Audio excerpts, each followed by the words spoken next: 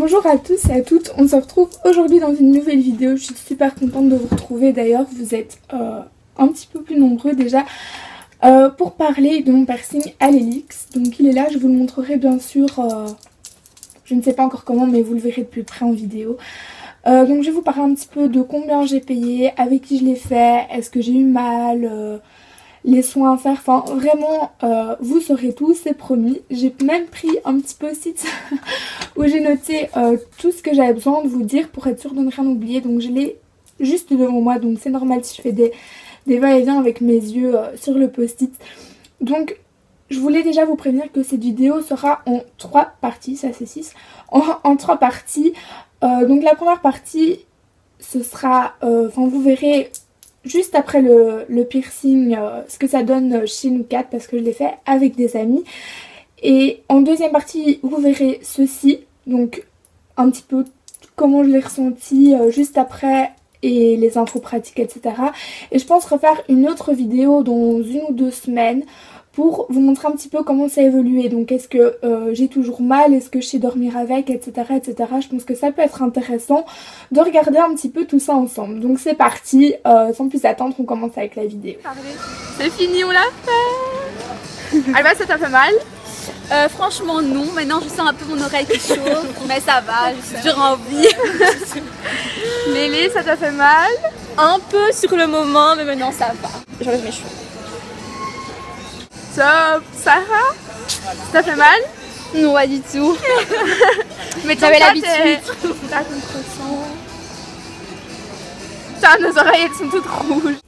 Donc voilà, moi je vous retrouve aujourd'hui avec la partie donc, qui va concerner l'après-piercing, la douleur, ce que j'ai ressenti, enfin vraiment toutes les informations pratiques. Donc tout d'abord j'ai payé mon hélix 17 €, donc ça c'est pour le geste, donc le fait de percer l'oreille. Et après ça dépend du bijou. Alors moi j'ai pris un bijou comme vous le verrez en anneau. Ça c'est 4 le bijou. J'ai une amie qui a pris un bijou simplement genre une petite boule, ça c'était 9. Donc voilà, ça dépend vraiment du bijou que vous prenez. Mais donc moi en tout j'ai payé 21. On a d'abord commencé par dire quel piercing on voulait bien évidemment. Puis on a commencé par payer, comme ça c'était fait. Et ensuite le monsieur à l'accueil, donc j'ai fait ça chez Mystical Body, sinon vous l'avez vu en intro.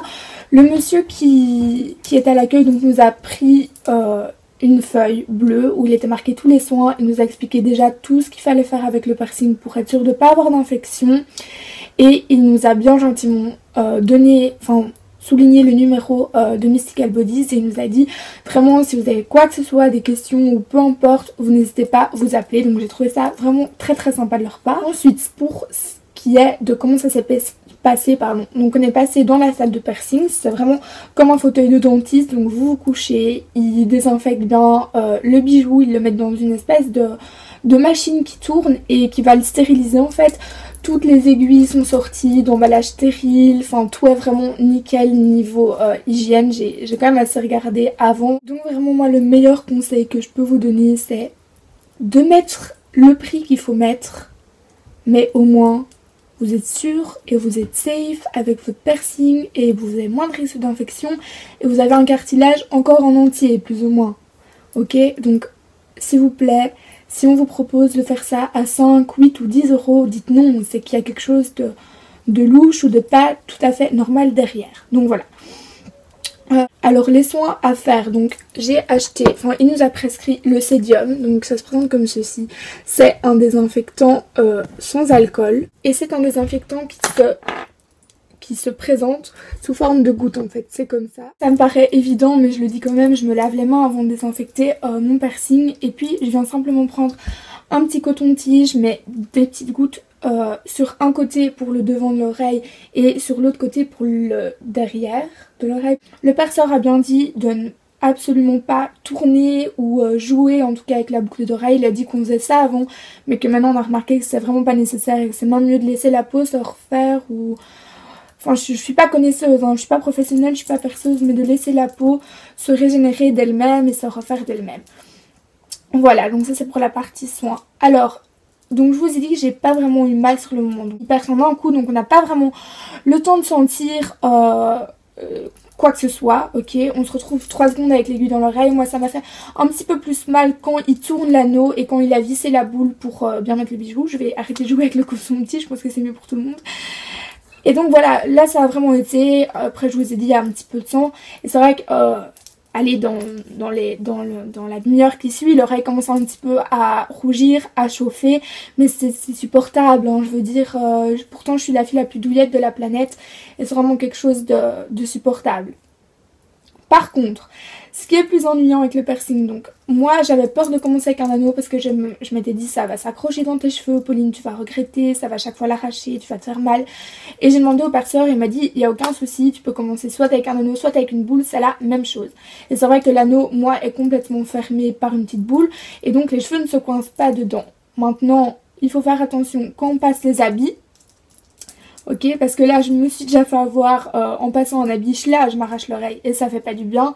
En s'attachant les cheveux, faut faire attention. En se lavant les cheveux, faut faire attention. Donc enfin c'est toutes des choses quotidiennes dont on se rend pas vraiment compte mais qui sont un petit peu handicapantes avec le piercing.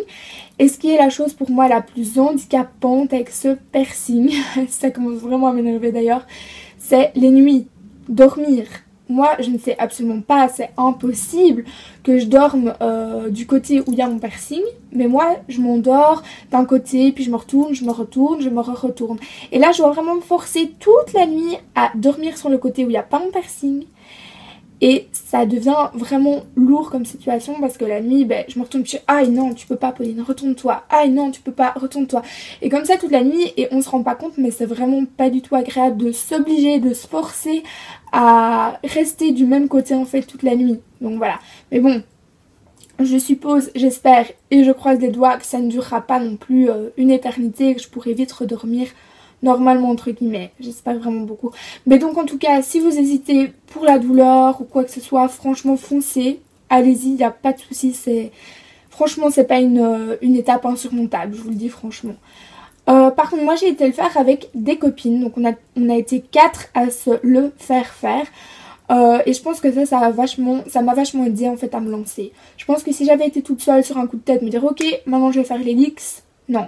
Je pense pas. Pour celles qui se demandent un petit peu au niveau de l'autorisation des parents, en fait une fois que vous avez 16 ans, pardon, vous n'avez plus besoin de l'autorisation des parents. Donc une fois que vous avez 16 ans, vous allez vous dire je veux me faire percer n'importe où, on vous dit ok, pas besoin d'autorisation parentale. En dessous de 16 ans bien sûr, on va vous demander de remplir une autorisation parentale et de venir même je pense avec vos parents. Ils m'ont pas demandé ma carte d'identité donc voilà, ils disent 16 ans mais si tu ne demandes pas ta carte d'identité en même temps ils peuvent pas vraiment le savoir.